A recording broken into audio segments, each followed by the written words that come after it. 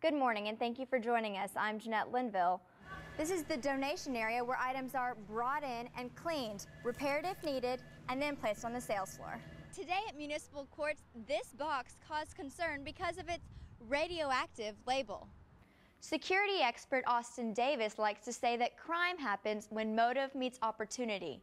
You can't do anything about the motive, but you can do a lot about the opportunity. Crime stoppers and homicide investigators are not giving up on a double murder that occurred right here nearly 2 years ago. Residents of the North Glen subdivision were surprised to find this notice telling them that their pool is closed and a lock on the gate. The recession has hit many families hard, but that's not keeping people from marrying their soulmates. Univision and Telemundo are stations that have already agreed to run Spanish versions of this commercial. People all over the world, young and old, have memories of Walter Cronkite. Some have already shared their thoughts on our website. TKR1223 wrote, "May he rest in peace. I remember listening to him on the news as a child." This random act of kindness is a great example of neighbors helping each other out, even if they don't know each other. In the Montrose area of Houston, Jeanette Linville, KPRC Local 2. We have that security video posted on our website, and you can watch it under the hot button at clicktohouston.com. As the rain is pouring down, it is important for drivers to be careful because the roads are a lot slicker than we're used to. Jeanette Linville, KPRC Local 2.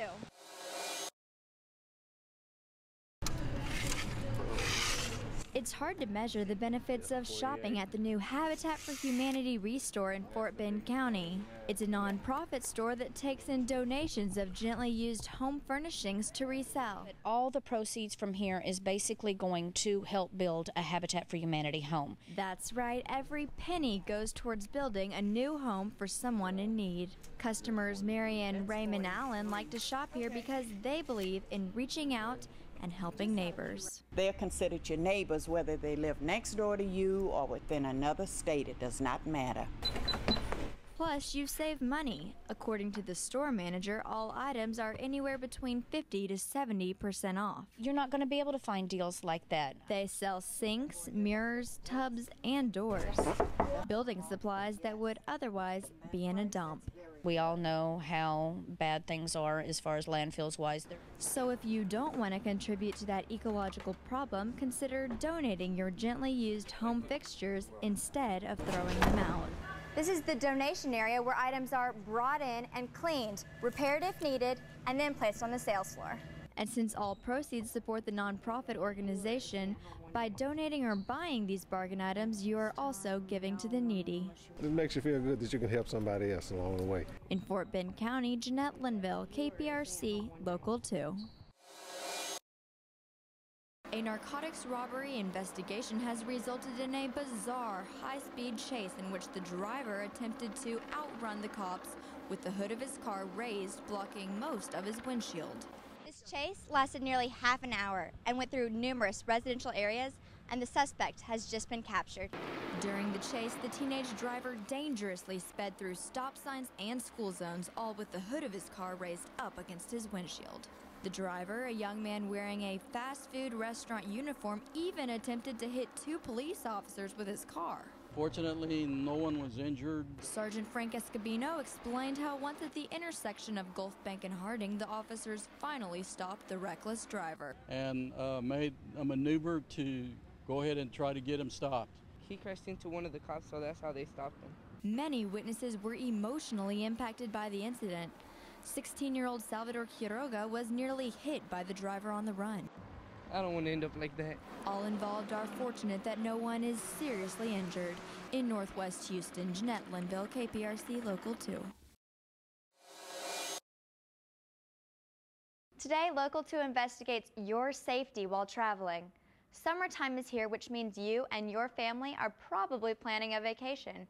So we've checked into 2 hotels, walked the floors, and checked the doors, all to show you where you're most vulnerable. Is your home away from home as safe as it feels? This week, I made a reservation at a Houston hotel. While checking in, security expert Austin Davis lingered behind, pretending to be another guest. He's the man in the black short-sleeved shirt. His job is to see if he can figure out what room I am staying in and later try to get a key to my room. In less than 10 minutes, he discovered my last name and the room number, information that allowed him to get a key to my hotel room. We had 2 keys? That's right. My key won't work, though. I don't know if it's debagged, I don't know if I got it on the cell phone, I don't know what's going on. Although the room is registered to me, a single woman, the clerk handed over a key without checking any ID and only asking one question. What's your last name again? Linville, L-I-N-V-I-L-L-E.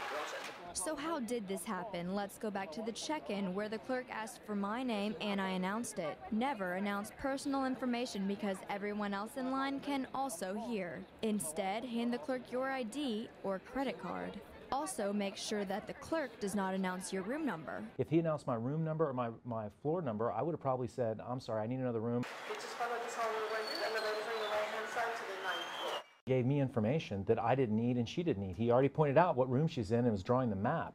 So he just gave me the key to find out where she was. So just from standing in the lobby, our expert now knows valuable information. That's why it's so important to be aware of who's around you. After I left the front desk, Davis simply walked down a side hallway and then followed me onto the elevator.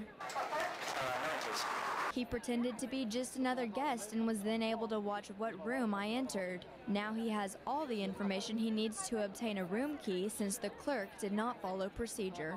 I've got a key to this woman's room and she doesn't know that someone's got a key there. It's up to you to pay attention to who's in the elevator or on the hall with you.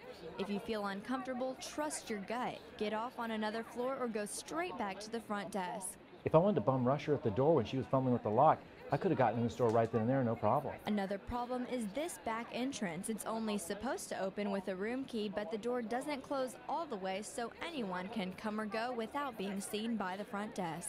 I could have entered this hotel with a hockey mask and a chainsaw and nobody would have seen it. We also checked on a second hotel safety in a different part of town. This clerk did not announce any personal information and watch what happens when our expert asks for a key. To get permission, you know. She asked for 1 key unless the person who actually checked in asked for it. She didn't ask for 2 keys.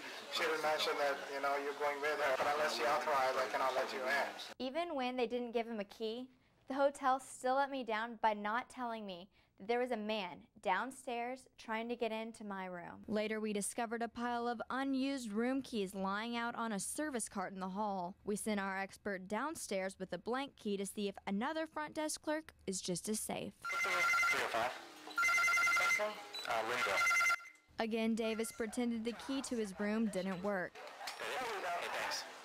And again, he got a key without showing any ID. If you tell me you're in a room, then I need to see proper identification to be able to verify that against our records. Joan Johnson, the head of the Hotel and Lodging Association of Greater Houston, suggests that you always use all the locks on your door, tell the clerk you're the only one who should have a key, and don't leave any personal items out in the open. And I guess I'm really appreciative that you're doing this story because it gives us an opportunity to say, hey, we need to do more training, and it says to the guest, be aware. Security expert Austin Davis likes to say that crime happens when motive meets opportunity. You can't do anything about the motive, but you can do a lot about the opportunity. That's why we've posted several videos and links to information on clicktohouston.com. Jeanette Linville, KPRC Local 2.